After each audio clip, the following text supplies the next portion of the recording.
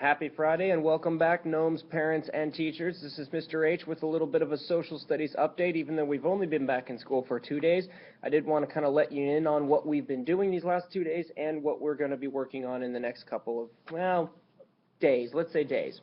So we finished the fall of Rome right before we trekked out, and so our next unit of study is to talk about the Byzantine Empire, or the Eastern Roman Empire. So we have started to talk a little bit about that. We reviewed a little bit of the fall of Rome and some of the reasons for the fall of Rome.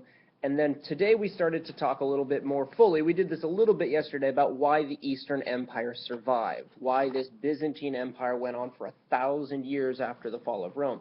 So we read this article, and we've really been trying to focus in on why that Eastern Empire continued and survived. And so we started working on a project. This is an example of mine that I've started to work on. I'm not quite finished with it. Basically, the reasons that the article gives are geography. It talks a little bit about how they were good neighbors with the Persian Empire, how they only had a small empire to defend and a smaller area of the Danube to kind of control, and how Constantinople and the Bosporus Strait were very easy to defend and very hard to get through, so it had to do with geography. And then the other one was stability, stable government, stable economy. So that one, we've started to talk a little bit about that. We've done this one-pager project, which we're working on still, and we'll work a little bit more on Monday. And then we'll continue talking more about geography, do a map on Monday, and then continue on into some more things with the Justinian, the Justinian Code, Theodora, a little bit about the Eastern Orthodox Church versus the Roman Catholic Church, so we can kind of understand the Great Schism. We'll also talk a little bit about Russia and how the Byzantine influence carried on north into the Russian, and that's one of the reasons why they have things like St. Basil's Cathedral in Moscow that has kind of an Oriental or Byzantine look about it.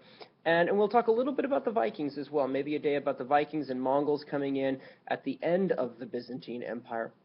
So that's kind of where we're going in the next couple of days. We also talked yesterday about a book order, and I put a thing up on our Gnomes Team website about book orders. I don't have enough of these these flyer things to hand to each student individually anymore, but everything is online. Now, if students want these, I've got them available, and they know that they can come and take them home if they'd like to.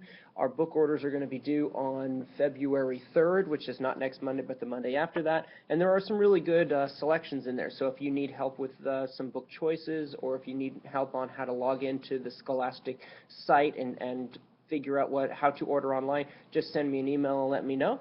And that's what we're going on in the next couple of days. So hopefully you had a wonderful track out. I know I did, and I look forward to seeing you again next week. Have a good weekend.